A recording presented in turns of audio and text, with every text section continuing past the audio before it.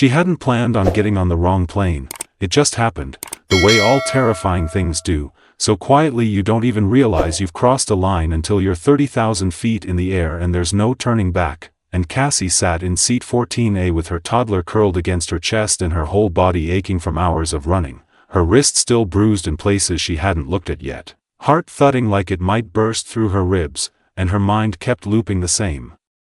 question: what now? Because for the first time in years, there was no plan, just a backpack with 2 juice boxes, a burner phone she barely knew how to use, and a child who trusted her with everything even when she didn't trust herself. And when the man sat down beside her, tall, quiet, expensive in that effortless kind of way that made her want to apologize just for breathing next to him, she didn't speak, didn't look at him, just pulled the hood of her sweatshirt lower over her eyes and hoped he wouldn't ask her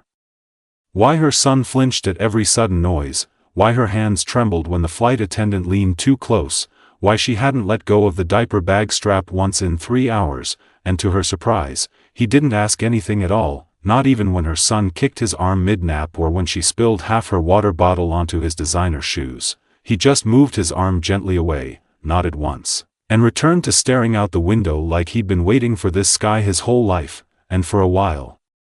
She let herself believe he was just a quiet businessman, the kind that flew private most days and had no time for women like her, but then, when the turbulence hit and her son woke crying, and she whispered comfort like a song she'd sung 1,000 times through cracked lips and gritted teeth, the man beside her leaned forward, offered a single unopened granola bar, and said softly, "He'll be okay." And the thing that caught her breath wasn't the kindness, it was the fact that he didn't look at her with pity, just understanding, like he knew what it meant to be on a plane with everything that mattered to you pressed against your chest and nothing waiting for you on the other side. And later, when the plane landed not where she meant to go but somewhere quieter, colder, more anonymous, she didn't panic, didn't ask the airline to reroute her, she just stared out the window for a minute too long. And when the man beside her stood and grabbed his bag, he turned to her and said, "Do you need help?" Not like a man offering charity, but like someone who'd once been desperate and didn't want to admit it, and she almost said no, almost got up and walked into the unknown with her jaw tight and her pride louder than her fear. But then her son slipped and bumped his knee and the sound he made cracked something in her that hadn't healed right in years, and she nodded once, then followed the man she didn't know into the terminal, clutching her child and her bag and the last fragments of her strength, and somewhere between the rental car lot and the blinking neon of the airport exit, he said, "My name's David," and when she didn't answer right away, he added, "You don't have to tell me yours," and she whispered it anyway, because it had been so long since anyone had asked without expectation, "Cassie," and for the first time in months, she said it like it belonged to her again. And that night, when the snow started falling and the roads grew too quiet, and she thought he might drop her off at a shelter or a bus stop or a cold motel off a highway she couldn't name, he instead turned down a long private road lined with trees and silence, and parked in front of a house that looked like something from a life she had only seen in films. A farmhouse with windows lit soft gold, stone steps, and a wide porch that didn't ask questions, and he said, "You can rest here tonight." Just tonight, and she didn't ask what it meant or who he was or why a man like him had a place like this but chose to travel economy class. She just nodded and followed him inside, her child asleep on her shoulder and her heart still racing like maybe she'd finally outrun the man who used to be her husband. And as David opened the guest room door and flicked on a lamp, he said gently, "You don't owe me a story. Just, don't leave before sunrise without waking me." And she stared at him for a long second, wondering what kind of stranger offered shelter with no strings, and he added, "I've had people disappear before. It doesn't sit well," and then walked away, leaving her in the soft quiet of a room that smelled like lavender and cedar and something she hadn't felt in years, safety. And if you've ever run so far you forgot what peace felt like, stay with me, because this isn't a story about rescue, it's about 2 broken people who stopped pretending they didn't need to be found. She didn't sleep that first night, not really, even though the bed was warm and the sheets were clean. Her son had curled up beside her without flinching, without waking screaming or whispering daddy in his sleep the way he sometimes did. Instead of resting, Cassie laid there with her eyes wide open in the dark, staring at the ceiling and counting every creak of the wooden floor, every sigh of wind against the window, half expecting David to knock on the door or demand something or change his mind and ask her to leave, because kindness like that didn't come without strings, not in her world, not from men with quiet eyes and silence that felt heavier than noise. When morning came, slow and golden through the curtain gaps, she sat up slowly, not sure if it had all been real until she saw the glass of water on the nightstand, full, with a note underneath it that read, "You're safe here. Kitchen's down the hall." "I'm outside," and the handwriting was neat, deliberate, the kind that came from a man used to signing things worth millions, and she didn't know what surprised her more, that he meant it, or that she believed it, and when she stepped into the hallway, barefoot, hair tied in a knot with a rubber band from her wrist, she found the house still quiet, like it had been waiting for her to wake up before breathing, and every detail was oddly comforting. The framed photographs of mountains and oceans, the soft rug beneath her feet, the faint smell of coffee and something cinnamon drifting from the kitchen, and when she followed it, she found her son already at the table, wide-eyed and messy-haired, holding a warm muffin in both hands, while David sat across from him in a plain t-shirt, reading something on his phone but not ignoring him, not dismissing him, just being there, and Cassie froze in the doorway because this image, this simple, normal, breathtaking moment, was something she hadn't seen in years, and David looked up like he'd known she was standing there before she even moved, and said, "There's more if you're hungry," and she nodded, barely whispering thank you, and sat down, unsure if her hands would stop shaking long enough to eat, and he didn't press her with questions or comments, just poured her a cup of coffee and returned to his silence. And for a while the only sounds were the soft clink of silverware and her son's delighted chewing, and it wasn't until after breakfast, when her son ran outside to chase birds across the frost-tipped grass, that David finally said something that felt like a key turning inside a locked door, "He doesn't look afraid of you," and Cassie's fingers tightened around her mug before she answered, "He's afraid of everything else," and David nodded once, didn't offer comfort or pity, just that same steady quiet that felt more honest than any apology, and then he stood, stretched, and said, "If you need to leave, I'll understand. But if you want to stay, even just for a few days, the house is big enough," and she wanted to say no, wanted to say she didn't need his charity or his silence or this strange illusion of peace, but instead she said, "Just 2 days," and he nodded like he already knew, and over the next 48 hours something inside her began to shift, not rapidly, not dramatically, but gently, like a bruise fading beneath skin, and every time she passed him in the hallway or watched him reading in the chair by the window or noticed the way he washed dishes without complaint after dinner, she started to feel less like a guest and more like someone remembering how to be human again, and when she asked him why he was living in a house this far from everything, this quiet, this disconnected, he simply replied, "Noise stopped helping," and when she didn't push, didn't demand an explanation, he looked at her with something close to gratitude, and added, "I lost my wife 2 years ago. Since then, I haven't found a reason to go back," and she didn't say she was sorry, didn't tell him things would get better, just sat beside him on the porch and let the silence settle between them like a shared blanket, and that night, when her son had fallen asleep and the fire crackled low, she looked at David and asked, "Why did you help me?" and he stared at the flames for a long time before answering, "Because I know what it feels like to lose something you thought you couldn't live without," and she didn't realize until then that her hands had stopped shaking.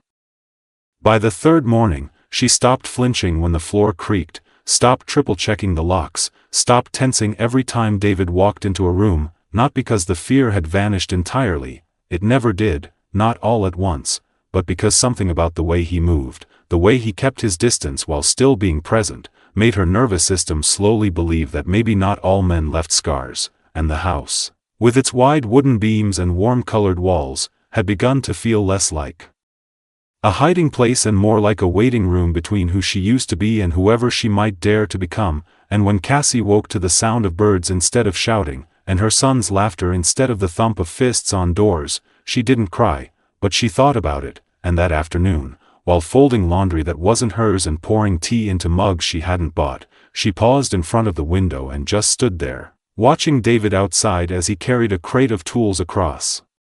the gravel, his movements measured, quiet, like everything he did was a kind of therapy, and when he noticed her watching, he didn't wave or smile, just nodded once, as if to say I see you, and she nodded back because that simple acknowledgement, without intrusion, felt more intimate than any embrace. And later, when she ventured into the library, an actual library, not a room with books but a space with walls lined floor to ceiling in titles from decades past, she ran her fingers along spines of poetry and fiction and memoirs, and found herself sinking into a worn armchair with a collection of essays on healing and motherhood, pages soft from use, underlined in faded ink by someone who must have read them the same way she was reading now, not with curiosity, but with desperation. And David passed by once, didn't interrupt, just set a plate of sliced fruit on the table beside her and left again. And she stared after him for a long time, wondering who had taught him to be this kind of man.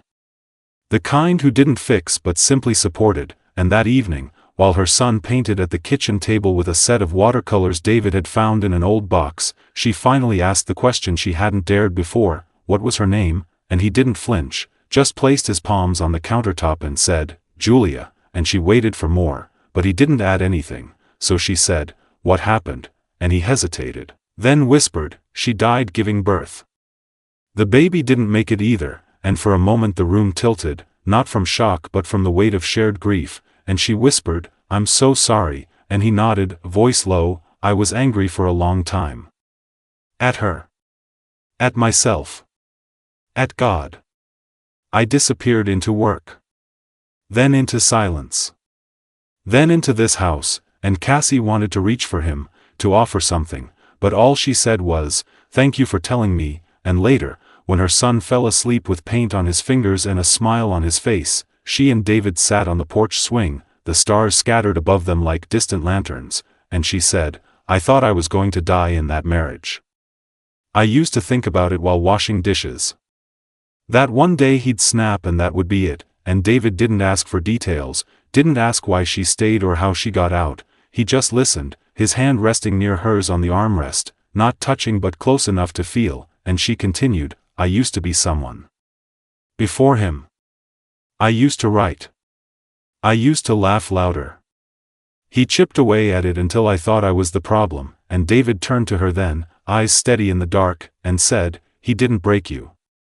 You're still here, and she blinked hard, not wanting to cry again, not here, not now, but when the tears slipped out anyway, he didn't look away, and when her voice cracked and she said, I don't know who I am anymore, he replied, you're someone who saved her child. Who walked away.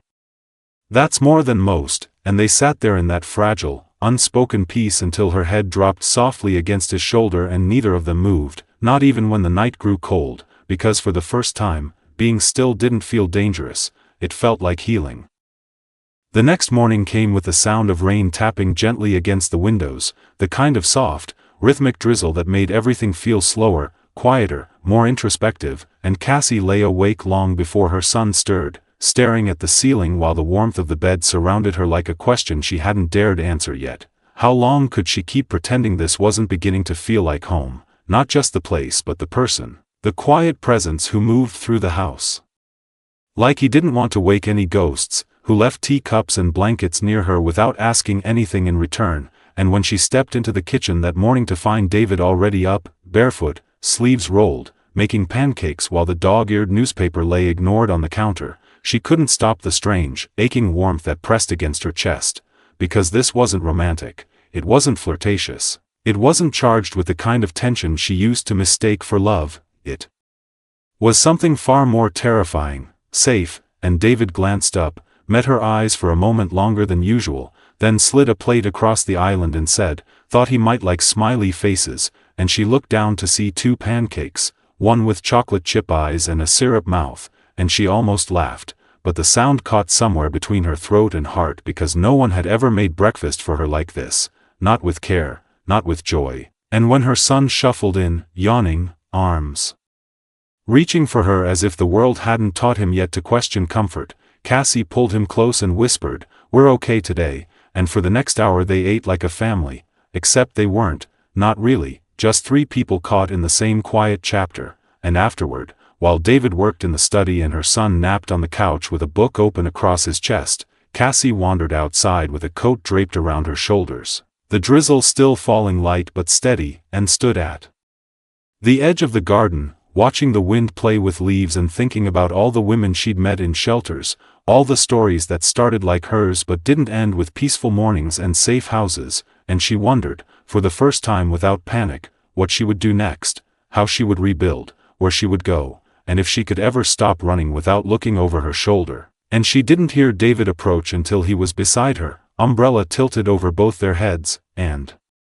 he said softly, "I've seen that look before," and she turned to him, startled. "What look?" And he replied, "The one that says you're waiting for the world to take this from you." And she looked away, heart pounding, because he was right, and she whispered, "Maybe I don't believe I'm allowed to keep something this kind." And he exhaled, slow and steady, "Then let me believe it for you, until you can." And she almost stepped back, almost laughed, almost did what she always did when something felt too big, too sincere, but she didn't, and instead she asked, "Why are you doing this?" And his answer was quiet but devastating, "Because helping you is the first thing I've done in 2 years that makes me feel alive." And she couldn't say anything after that, just stared at him, rain sliding down her cheeks, unsure if it was water or tears. And later, when the sun returned and her son woke asking for paint and stories, they sat together at the table, David reading aloud while she helped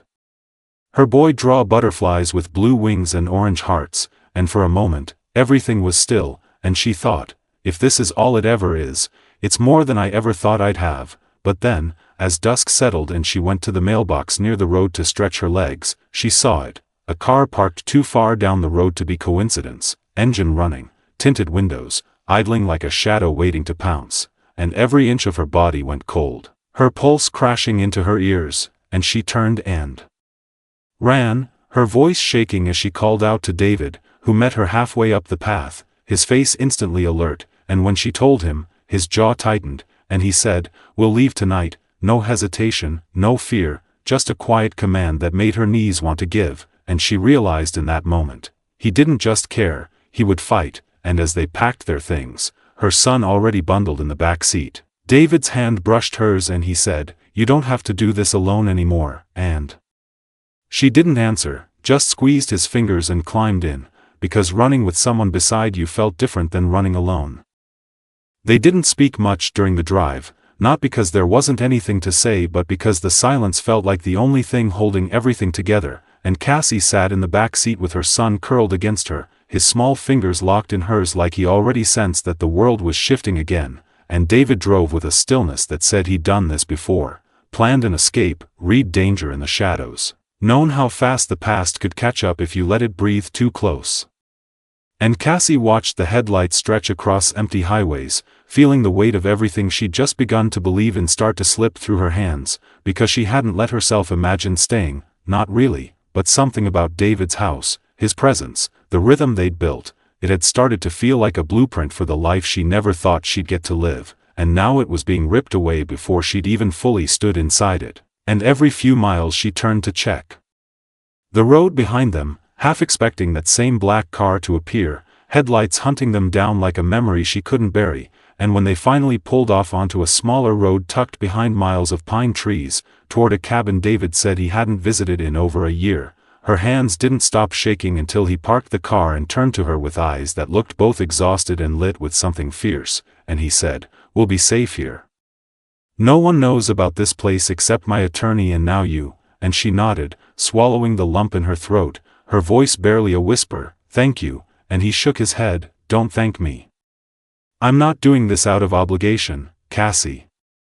I'm doing this because I care." And she wanted to answer, wanted to find the words that lived somewhere behind her ribs, but before she could, her son stirred, half asleep, and mumbled, "Mommy, I want to go home." And the ache that rose in her chest was so sharp she had to turn away, because how do you explain to a child that home is something you've never had the chance to give him? And inside, the cabin was small but warm, with thick curtains, a wood-burning stove, and the kind of silence that felt chosen instead of lonely. And they settled in without ceremony, Cassie on the couch with her son, David on the floor beside the fireplace, firelight casting soft lines across his face, and for hours, they just sat like that, watching the flames and listening to the wind hum outside. And later, after her son had fallen asleep again and David made tea in the small kitchenette, he returned with 2 mugs and said quietly, "Tell me what you need." Not what you think I want to hear. What do you need? And for a long time Cassie said nothing, just stared into the tea as if it could answer for her, and then finally, in a voice that felt like it belonged to someone braver, she said, I need to stop being afraid of peace. I need to believe it's not a trick, and David nodded slowly, then stay as long as it takes, and they didn't kiss, didn't touch, but something between them shifted, subtle but permanent, and over the next 2 days, they built a new kind of rhythm, one even quieter than before, one where Cassie read aloud while David chopped wood, where her son drew pictures of suns and trees and stick figures with big hands, and one afternoon, when the three of them walked down to the lake just beyond the cabin path, and her son ran ahead laughing, David turned to her and said, I don't want to go back to the life I had before you, and she stopped walking, heart thudding, because there it was, that truth they'd both been dancing around, and she asked, then what does this become? And he looked at her, no hesitation in his voice, whatever you want it to be. You get to decide. Not me. Not him. Not the past, and before she could answer, a sound cracked through the air, her phone buzzing on the porch with a message that read, I know where you are, and the dread hit so fast she nearly dropped it, her chest tightening with the kind of terror she thought she'd finally outrun, and when David saw her face, he didn't need to ask, just took the phone from her hands, read the message, and said, You're not running this time. We'll fight this together, and for the first time, the fear didn't swallow her, it sharpened her. The decision not to run this time didn't come easily, because everything inside her, the part that had learned to survive by disappearing, by making herself smaller, by calculating exits in every room, screamed at her to pack, to flee, to vanish into another town with another name. But as David stood in the doorway, phone in hand, jaw tight and eyes locked on hers, something in her finally snapped into place. Like a thread that had been fraying for too long suddenly knotted itself into resolve.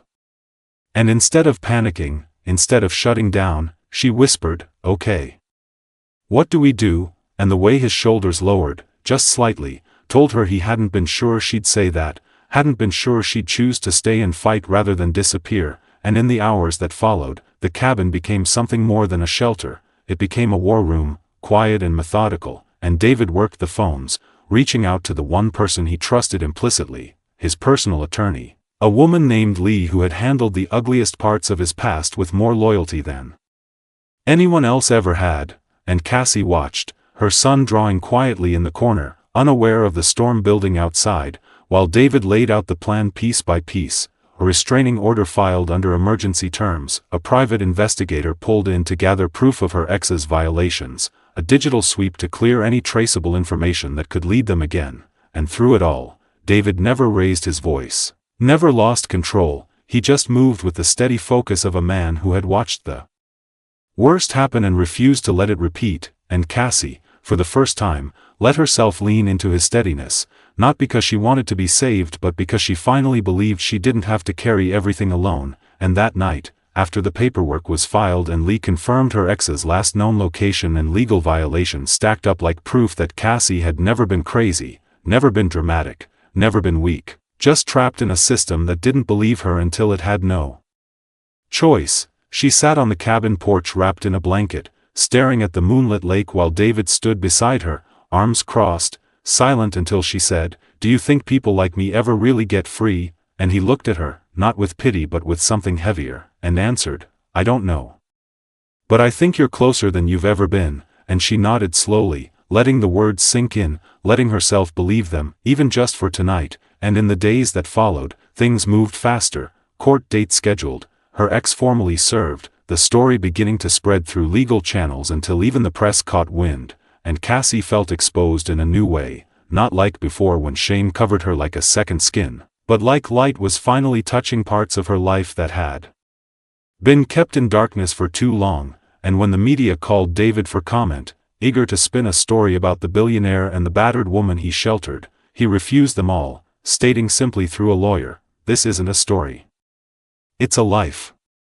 And it's hers to tell, and that night, when he handed her the release statement to review, she looked at him, tears welling, and whispered, You didn't just protect me. You protected my voice, and he replied, Because it's the most powerful thing you have, and when she leaned into him, resting her forehead against his chest, his arms folded around her like he'd been waiting to hold her without fear, and for the first time, she didn't pull away, didn't tense, didn't wonder what he wanted from her, because this wasn't about wanting, it was about choosing, and he was choosing her without conditions. And when they finally kissed, it wasn't heat or urgency, it was quiet, sacred, the kind of kiss that said you're safe now. And afterward, they sat on the floor beside the fire, her hand in his, both of them staring into the glow like they finally saw a future there. And when her son woke in the night crying from a dream he couldn't explain, it was David who held him first, whispering soft words until the tears stopped, and Cassie watched from the hallway, heart full and broken all at once, realizing she hadn't just found safety, she'd found someone who saw the shattered pieces and wanted them all. The following week unfolded like a strange, quiet storm, everything moving forward and yet nothing feeling settled, because even though the legal team had filed the emergency injunction and David's connections had managed to keep the press at a distance, Cassie still woke in the middle of the night expecting shadows in the hallway, still gripped the steering wheel too tight every time she went into town to pick up groceries or take her son to the small park near the library, and David never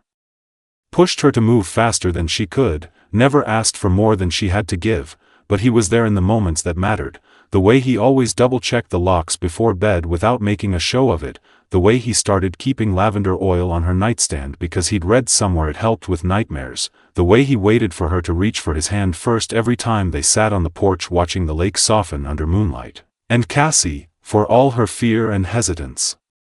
had begun to feel her edges soften too, because safety wasn't a switch that flipped, it was a muscle that had to be used and trusted and stretched over time, and David was patient in a way that made her feel like maybe she wasn't broken beyond repair, and her son was thriving in ways she hadn't dared imagine. He laughed louder now, asked for bedtime stories, drew pictures of houses with flowers and stick figures labeled Mommy, and Mr. D, and once even us, and one evening, after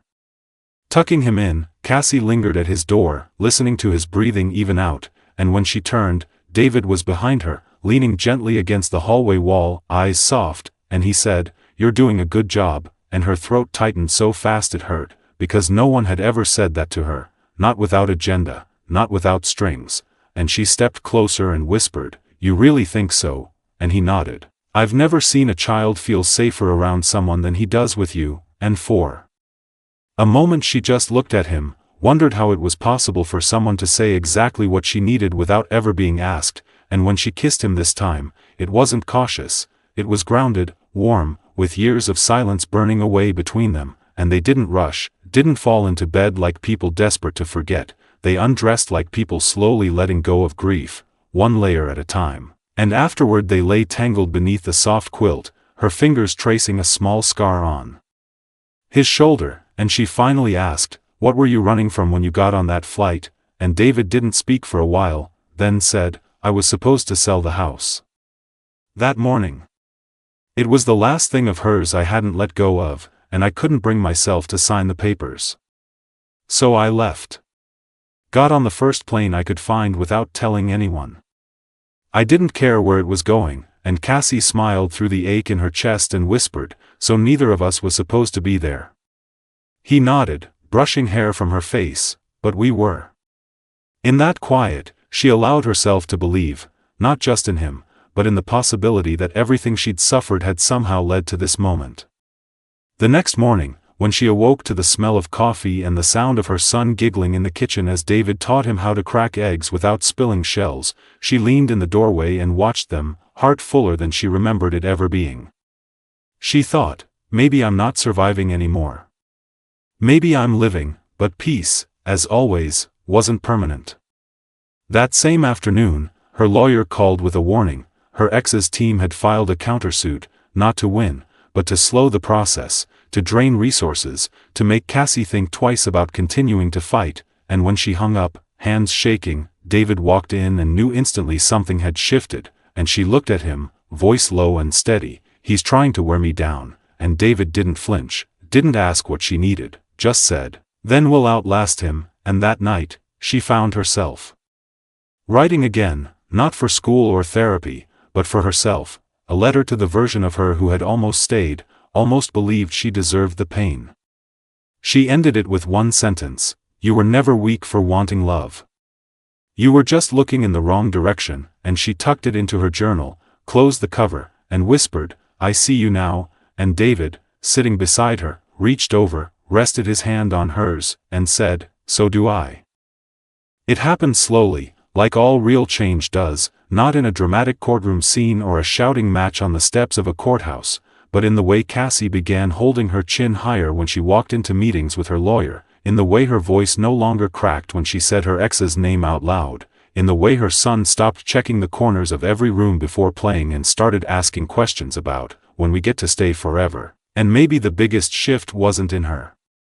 circumstances but in her identity, because for the first time in her life she didn't feel like someone who was hiding or surviving, she felt like someone who was rebuilding, and the foundation wasn't fear or desperation anymore, it was choice. And when David came home one afternoon carrying a package with her name on it, she opened it to find a framed copy of the original restraining order with the judge's signature highlighted, and beneath it a sticky note in his handwriting that said, "Proof. You're stronger than the system that tried to silence you." She stood in the middle of the kitchen and cried, not because she was broken, but because she was whole in a way that still felt fragile, and David didn't say anything, just walked up behind her, slid his arms around her waist, and let her fall apart for as long as she needed, and in the days that followed, she felt a pull inside her, not to move again, not to run, but to give back, to turn everything she had survived into something that could light a path for someone else. And she started small, talking to a local shelter director she met at the library, asking if they needed volunteers or help with childcare or anything at all, and what began as 2 afternoons a week quickly became a partnership, because it turned out that Cassie didn't just have experience, she had presence, she had calm, she had a way of making women who were still raw and trembling feel like they weren't crazy, and she didn't tell them everything, didn't share her story in full, but when one woman said, "You talk like someone who knows," Cassie only replied, "I've seen the storm," and that was enough. And when she finally told David about the shelter and her idea to do more, to help raise money, maybe even build something permanent one day, he didn't blink, didn't ask how it would affect him or what it meant for their time together, he just smiled and said, "Tell me how to help." And that night they stayed up late sketching ideas on napkins and notebooks, drinking coffee on the porch and dreaming like kids building a treehouse, and somewhere between the laughter and the planning, her son sleepwalked out onto the porch, wrapped himself around her leg and mumbled, "Is Mr. D still staying with us?" And when she looked at David over the top of his curls, she said, "He's not staying. He lives here now," and David's hand reached for hers under the blanket, warm and certain, and he said, "All in," and the words landed with the kind of weight that only truth carries, and still, not everything was easy. The legal fight stretched longer than it should have. The countersuit forced Cassie to testify, to tell her story with strangers in the room and her ex's name echoing louder than she wanted. But she did it, voice clear, spine straight, and afterward when the verdict came down in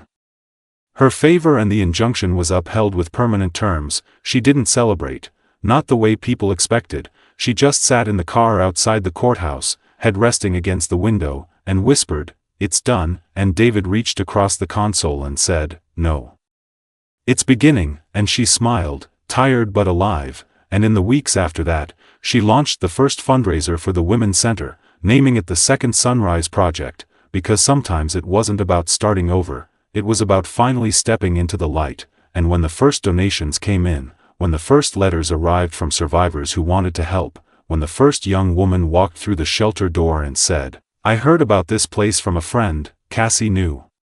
she'd made it, not because she'd outrun the darkness but because she'd built something that could outshine it. And one night, after a long day of emails and late pickup and tucking her son into bed, she stood in the kitchen in David's oversized shirt, holding a glass of wine, and said, "Did you ever think one wrong flight would turn into this?" And he came up behind her, wrapped his arms around her waist and said, "No. But I'm grateful every day that it did," and she turned to face him, hands resting on his chest, and whispered, "I think I'm finally ready to stop calling it luck," and he smiled, pressing a kiss to her forehead, "Because you earned it." And in that moment, everything she had once feared felt small, distant, like a storm far off on the horizon that no longer held power over the life she had built from the ruins.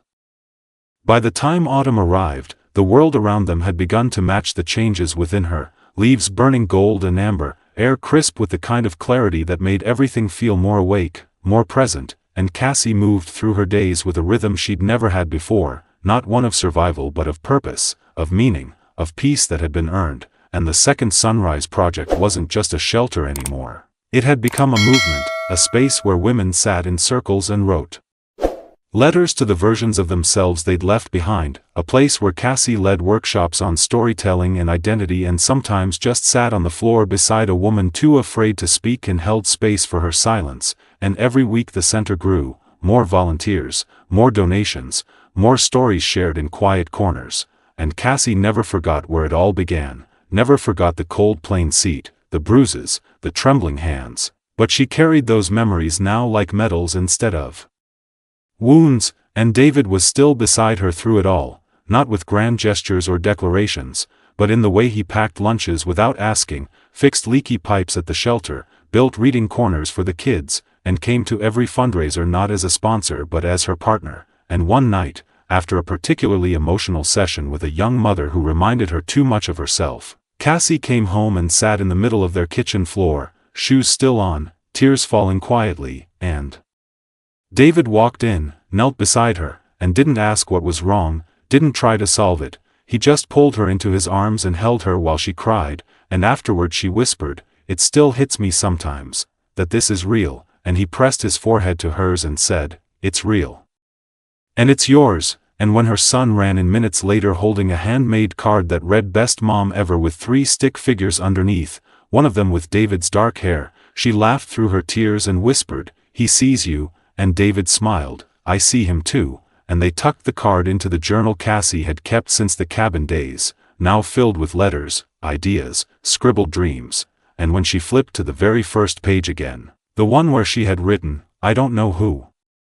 I am without fear," she took a pen, crossed it out gently, and beneath it wrote, "I am someone who walked through fire and came out with light," and later that night, as she stood on the back porch watching the trees sway under a full moon, David came up behind her, wrapped a blanket around her shoulders, and asked, "Do you still think this was all an accident?" And she leaned into him, "No. I think I was meant to break just enough to rebuild something better," and he kissed her temple, whispered, "You didn't just rebuild. You redefined," and in the days that followed, they began talking more seriously about what came next, not in a panicked way, not like people chasing security, but like two people who had found their foundation and now wanted to build on it. And Cassie confessed one morning over pancakes that she'd been thinking about writing her story, maybe not to publish, maybe just to give voice to everything she hadn't said. And David didn't hesitate, just cleared a space in the study, brought in a new desk, stocked it with notebooks and pens and sticky notes in her favorite colors, and left a single note in the drawer, "Your voice saved you. Now let it save someone else." And when she read that, she knew this man, this quiet, broken, beautiful man, had seen her in a way no one ever had, and as her son grew taller and braver and more curious about the world, and the shelter expanded into a second location, and the local paper wrote an article titled "From Survivor to Founder, The Woman Who Turned a Wrong Flight into a Mission," Cassie stood in the middle of it all, grounded, grateful, not because her life was perfect, but because it was real. And one evening, curled up on the couch with David's head in her lap and her son reading beside them, she looked down and said, "I think I'm finally ready to stop waiting for the past to come back." And he looked up, eyes warm, "Good. Because the future's already here." And when she smiled, it wasn't guarded or polite, it was full, soft, the kind that only comes when you finally believe you deserve everything you fought for. You can replace this text with any text you wish. You can either write in this text box or paste your own text here. Try different languages and voices. Change the speed and the pitch of the voice. You can even tweak the SSML, speech synthesis markup language, to control how the different sections of the text sound. Click on SSML above to give it a try. Enjoy using text-to-speech. The idea of forever had always terrified her, not because she didn't want it but because she'd once been promised it in the form of control, wrapped in manipulation and made to feel like possession. But now, as autumn leaned into winter and the mornings grew colder and the air inside their home hummed with the comfort of routines they hadn't even realized they'd built, Cassie found herself thinking about forever not as a trap, but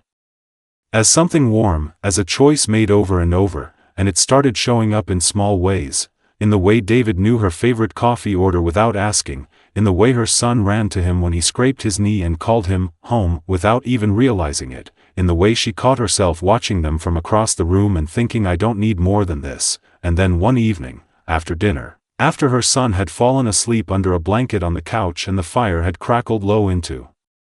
soft embers, David sat across from her at the table, his hands wrapped around a chipped mug of tea, and said, "I've been thinking about something," and the way he said it made her heart shift, not in fear but in anticipation, and she smiled. "Should I be nervous?" And he shook his head slowly, "No. But I need to say it out loud," and she set down her cup and looked at him fully. "Okay," and he took a breath, steady and deep, the kind people take before they jump into something they know will matter, and said, "This house, this life, everything we've built, it wasn't planned, not like this. But I've never been more sure of anything. You didn't just walk into my life, Cassie. You rebuilt it. And I don't want to imagine another year, another season, without you beside me," and her breath caught not from shock but from the overwhelming truth of it, because she'd been feeling it too, every day, in every quiet decision, and he reached into the drawer beside him, not pulling out a box, not dropping to one knee, just sliding a simple gold band across the table, and said, "This doesn't come with a ceremony or a promise of perfect. It comes with choice. My choice. Every day. For as long as you'll have me," and for a long moment she didn't speak, because her throat was thick and her heart was louder than the room, and when she finally reached out and took the ring in her palm, she looked at him and whispered, "I was so afraid forever meant being trapped. But with you, it just means I get to stay," and he stood then, moved to her side of the table, knelt not because he had to but because his heart needed to be at her feet, and she slid the ring onto his hand first, not hers, and said, "I choose you, too," and then, only then, did he pull out the second ring from his pocket, hers, delicate, simple, engraved on the inside with the words they'd once written in that old journal. "Still choosing you," and when he slipped it onto her finger, they didn't kiss right away, didn't rush the moment, they just held each other's faces in their hands and breathed, forehead to forehead, and it felt more like a vow than anything spoken in front of crowds, and when their son stirred in the next room, rubbing his eyes and asking why the lights were still on, they laughed, and David scooped him into his arms and said, "Your mom just told me I can stay forever," and the boy, sleep-drunk and sweet, murmured, "We already knew that," and Cassie stood in the doorway, hand on her heart, and thought, so this is what it feels like, to stop surviving and start belonging, and later, when they lay in bed together, rings still warm on their fingers and the night wrapped around them like a blessing, she whispered, "You know this doesn't fix all the broken pieces," and David replied, "It doesn't have to. I love you because of them, not in spite of them," and for the first time in her life, she believed someone when they said they loved her, and even more powerful than that, she believed she deserved it. The days that followed weren't perfect, but they were full, of small joys and new routines, of whispered plans and quiet declarations, of laughter spilling out of rooms where silence used to live, and even though the world outside kept spinning with all its sharp edges and noise, inside their home there was peace, not the kind that comes from everything being easy, but the kind you earn one scar, one compromise, one long conversation at a time. And Cassie, who once flinched at the sound of a raised voice, now found herself humming in the mornings, wearing mismatched socks and smiling at her reflection because for the first time, she liked the woman looking back, and David, who had once disappeared into silence and guilt, now moved through the house with a lightness he hadn't carried in years, helping their son with homework at the kitchen table, planting herbs in the backyard, reading her rough drafts without correcting a word, and together they had become something not built on drama or survival or fear, but something real, lived in, stitched together with kindness and forgiveness. And on one ordinary Thursday afternoon, as Cassie sat cross-legged on the floor of her office sorting through letters from women who had written in after hearing about the Second Sunrise Project, she found one from a teenager in Ohio who wrote, "I heard your story, and now I know I'm not weak for wanting to leave. You made me believe there's a way out," and Cassie didn't cry the way she used to when letters like that came in. Now she smiled, quietly, deeply, folded the letter in half and tucked it into the journal David had gifted her when this all began, and she looked over at the calendar on the wall, marked with an upcoming workshop she would lead at the university, and thought, so this is legacy, not just healing, but helping others learn to heal too. And when David walked in holding a grocery bag and asked if she wanted to make pasta or order in, she stood up, wrapped her arms around his neck and said, "We're cooking. I want something slow tonight," and he kissed her cheek and said, "You deserve slow." And that night, while the pasta boiled and music hummed softly from the speaker in the corner, her son danced in the hallway in his pajamas, spinning like a superhero with a towel for a cape, and Cassie leaned against the counter, watching him and thinking how strange it was that a wrong flight, a bruised wrist, a stranger with kind eyes had brought her here, to this kitchen, this family, this kind of laughter. And after dinner, while David did the dishes and her son fell asleep on the couch wrapped in a blanket that still smelled like lavender from the cabin days, she opened her laptop and stared at the blank document titled Chapter 1, The Girl Who Left Without Looking Back, and slowly, steadily, her fingers began to type, not about pain for pain's sake, not to bleed on the page, but to testify, to witness, to remember in a way that could show someone else the map out of the dark. And later, when David read over her shoulder, arms wrapped around her waist, he said, "I've never seen you like this," and she turned her head, "Like what?" And he smiled, like someone who knows they're allowed to take up space, and she exhaled, leaned back into him and whispered, "I think I've been waiting my whole life to feel that," and he replied, "You're not waiting anymore." And outside, the wind rustled through the trees and the night wrapped around the house like a quiet promise that peace didn't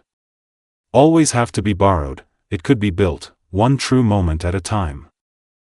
The night before the university workshop, Cassie lay awake staring at the ceiling, not from fear exactly, but from the weight of what it meant to be seen in full, not just as a survivor or a speaker, but as a woman who had once believed she wouldn't live long enough to tell this story out loud. And David sensed it before she said a word, reached over, traced a slow line down her arm, and whispered, "You don't have to prove anything tomorrow." And she turned to him, the dark soft around them, and said, "I'm not afraid of failing.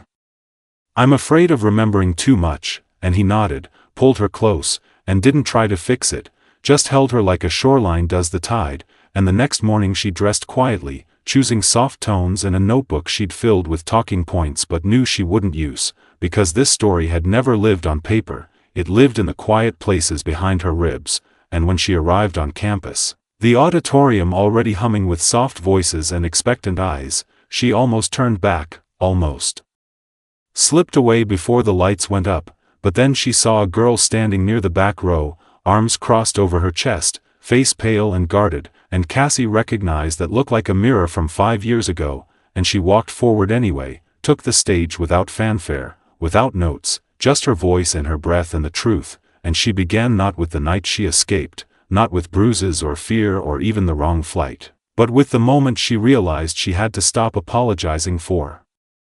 surviving. And when she said, "We don't have to bleed to prove we were hurt," the room went so quiet it felt sacred, and the girl in the back unfolded her arms, and a woman in the third row wiped her cheek, and Cassie's voice never once shook, not because she was fearless but because she'd finally stopped carrying shame like it belonged to her. And after the talk ended and the questions came, people didn't ask about the billionaire or the house or the media storm, they asked how to start over. How to stay gone, how to build when all you have left is the part of you that refused to break. And Cassie answered every question with the kind of honesty that didn't flinch. And when it was over and she stepped outside into the crisp fall air, David was already there, leaning against the car with 2 coffees in hand, and when she reached him, he handed her one and said, "You didn't just speak, you set something on fire." And she laughed softly, leaned into him, "I don't want to be the face of survival," and he nodded, "You're not. You're the voice of freedom." And back home that night, they curled up on the couch with her son asleep between them, his fingers wrapped in hers, and she thought of all the women she'd met in shelters, all the hands she'd held and eyes she'd met, and she whispered, "I want to do more." And David, half asleep, replied, "Then we will." And over the next few months, they did. They opened a second shelter across the state, built a mentorship program for young women aging out of the system, even hosted monthly dinners at their home for survivors and their kids, the table always full, the house loud in the best way, and Cassie found herself smiling without reason, humming again, walking barefoot on the porch in the morning light, and one evening, while folding laundry with her son beside her telling stories about the superhero he was writing, he suddenly looked up and said, "Do I have to call him Mr. D forever?" And she laughed. "What would you call him instead?" And her son shrugged. "Casual, innocent, maybe Dad," and for a second she froze, unsure how to answer, but before she could speak, David appeared in the doorway, having heard every word, and knelt down beside them, heart in his throat, and said, "Only if it's what you want," and her son nodded, like it wasn't a question, like it had already been true for a long time, and when he wrapped his arms around David's neck, Cassie covered her mouth and turned away, because some moments are so soft, so full, they don't need sound. And later that night, when David found her standing in the kitchen staring at the quiet stove with tears in her eyes, he asked nothing, just pulled her close, and she whispered, "You didn't just give me love, you gave me a family," and he held her tighter, kissed her temple, and said, "You were always a family. I just found my way into it." By the time spring rolled in with its soft rains and blooming wildflowers, the second shelter was no longer just an idea scribbled on napkins. It was real, with walls painted in calming colors, rooms filled with sunlight and safety, shelves stacked with books Cassie had handpicked, and a mural across the back courtyard painted by survivors themselves, reading "Begin Again" in bright, bold strokes that made her cry the first time she saw it finished, and every time she walked through those doors. She felt something sacred stir inside her, like the scared, broken version of herself from all those years ago was still watching from the corners, watching and quietly smiling, and David had never once asked her to slow down, never hinted at stepping back, even as the media tried once again to shape the narrative around them. Headlines about the billionaire who gave up boardrooms for building women's shelters, the CEO turned advocate, the man beside the woman who refused to stay silent, and while David never sought the spotlight, he never hid from it either, always redirecting the attention back to the mission, to her, saying things like "This is her fire.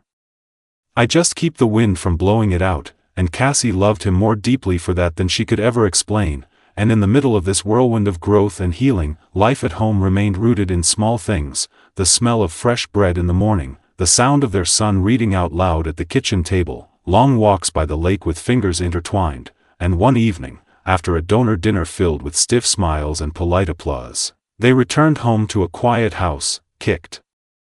off their shoes in the hallway like teenagers, and danced barefoot in the living room to a playlist she'd made years ago and never had the courage to play until now, and as they swayed to a slow, haunting song, Cassie whispered, "Do you ever miss it?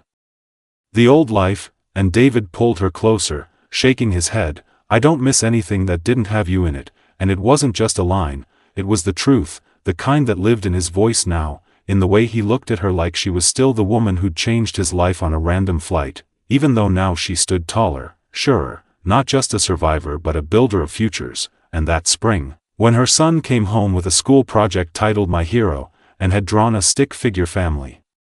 with labels that read Mom, Dad, Me, and a small heart drawn over all of them, she folded it carefully, tucked it into the pages of their shared journal, and cried in the bathroom so her son wouldn't ask why, because sometimes joy was just as overwhelming as grief. And later that night, she sat on the back porch while David lit the grill and their son chased fireflies across the yard, and she stared at the house they had made a home, the garden beds David had built with his own hands, the wind chimes she'd picked out on a whim from a roadside market, and she thought, this was never luck. This was survival meeting love at the exact right time. And David sat beside her, reached for her hand, and said, "You've built something beautiful," and she looked at him and replied, "So have we," and she didn't just mean the house or the shelters or the center or the family. They had built a life, honest and imperfect and entirely their own, and that weekend, when they hosted their first retreat on the estate property, 20 women from different cities, different stories, gathered to sit in circles under the willow trees and write letters to their past and future selves. Cassie stood at the edge of it all, tears slipping down her cheek as she realized this was what freedom looked like, not clean or easy or without scars, but full of power and presence and peace. And later that evening, as the sun set behind the hills and laughter floated across the lawn, David wrapped his arms around her from behind and whispered, "You're not just surviving anymore. You're leading," and she turned in his arms, pressed her lips to his and said, "So are you," because in this story, neither one of them saved the other, they simply walked beside each other long enough to stop running. It wasn't the big moments that defined their life now, not the fundraisers or the press articles or even the ribbon cuttings at new shelters. They were proud of those, yes, but what Cassie found herself remembering at the end of each day were the quiet, forgettable things that didn't make headlines. Her son's laugh echoing from the upstairs hallway, the way David always waited up for her if she was working late, the handwritten sticky notes they left for each other on bathroom mirrors and coffee mugs, things like "Breathe Today," or "You're Still My Favorite Chapter." And on the one-year anniversary of the very first shelter opening, Cassie stood in front of a room filled with women she once only imagined meeting, social workers, survivors, donors, community leaders, and she told her story again, not with shame or even polished rehearsal, but with the kind of clarity that can only come from living through something and coming out the other side with your hands still open. And she ended her speech the way she always did now, with one sentence that always made her throat tighten: "You are not the mess they made of you." And when the applause came, it was soft but sincere, the kind that didn't feel like noise but like understanding. And after the crowd thinned and the lights dimmed, David appeared at her side, tie loosened, hands tucked in his pockets like he always did when he was proud but didn't want to show it too much, and he whispered, "That line gets them every time," and she smiled, leaned into his shoulder, "Because it's true." And later, as they walked home in the dusk, her heels in one hand, the other tucked into his, she said, "Do you think it'll always feel like this?" And he paused, "Like what?" And she looked up at him, the city lights catching in her eyes, "Like we borrowed this life from someone else, like it's too good to belong to us." And he stopped walking, turned to her fully, and said, "No. It feels exactly like what we built. Because we didn't just survive, we created something real, something no one gave us.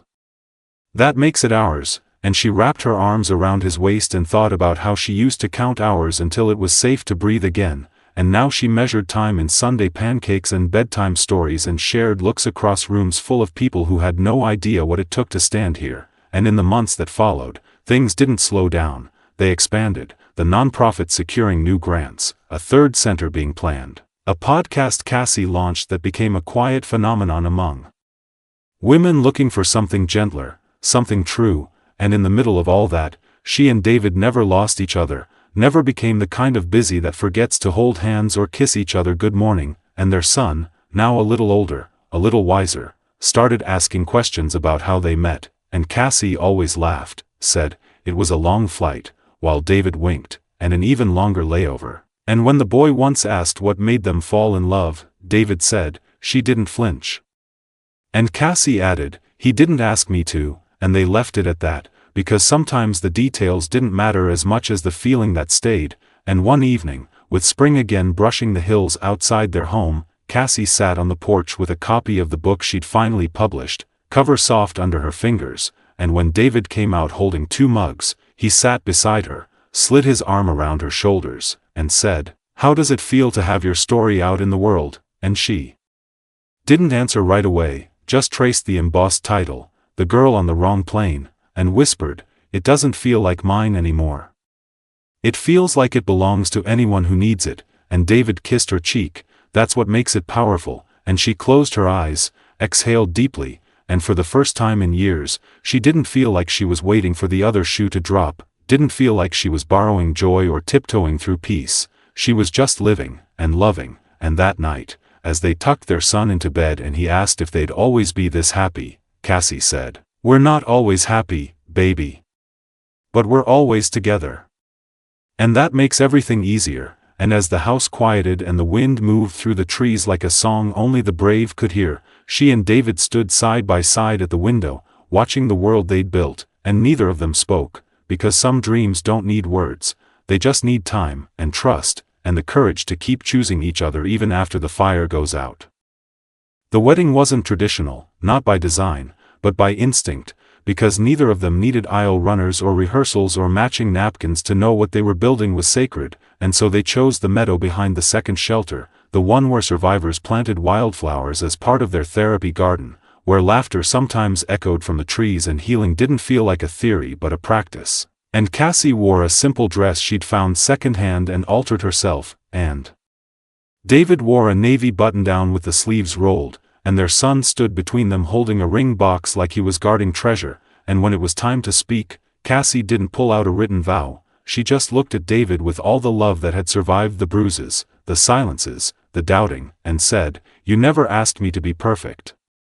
You just asked me to stay. And that's what I promise, to stay. To keep choosing you.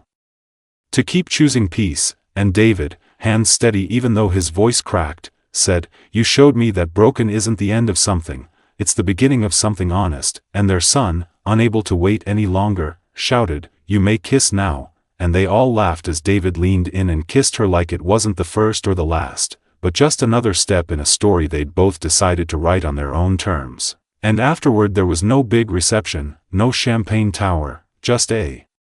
potluck picnic on quilts spread across the grass, women from the shelters bringing homemade dishes and toddlers chasing bubbles, and at the center of it all, Cassie sat barefoot with her journal open and her family beside her, watching the sky darken into stars, and when someone asked if she would ever write another book, she smiled and said, "Maybe. But I'm more interested in living the next chapter than writing it." And David looked at her like he still couldn't believe she'd chosen him, and when the night quieted and everyone had gone home, they stayed behind, sitting on the steps of the shelter together, hands linked, and Cassie whispered, "Do you realize it's been exactly 3 years since that flight?" And David smiled, eyes warm, 3 years since a stranger became everything. And she nodded slowly, 3 years since I stopped running. And the silence that followed wasn't heavy, it was whole, complete, the kind of quiet that doesn't ache anymore. And later, as they tucked their son into bed and kissed his forehead, Cassie stood in the doorway and watched the boy who had once cried himself to sleep now sleep peacefully in a home built not from luck but from choice, from courage. And as she walked back into the living room where David waited with tea and a tired smile, she thought about the girl who boarded a plane with bruises and a backpack, terrified and unsure, and she whispered under her breath, "You made it." And David looked up, "What did you say?" And she shook her head, smiling, "Nothing. Just, thank you." And he crossed the room in 3 steps, pulled her into his arms and said, "No, Cassie. Thank you." And in that moment, the past didn't disappear, it folded itself quietly behind them, no longer in control, and as they sat together, moonlight painting the floor, she whispered, "I hope someday someone else walks onto the wrong flight and finds their entire life waiting in seat 14B, and he laughed, low and gentle, "Then we better keep the seat warm." And with that, the story closed, not with an ending, but with a beginning she never thought she'd live to see, full of breath and love and choice and the kind of healing that doesn't erase the past but rises above it. I hope you enjoyed today's story. Subscribe to the channel so you don't miss more stories like this. Leave a like and comment below what you thought of the story. See you in the next video.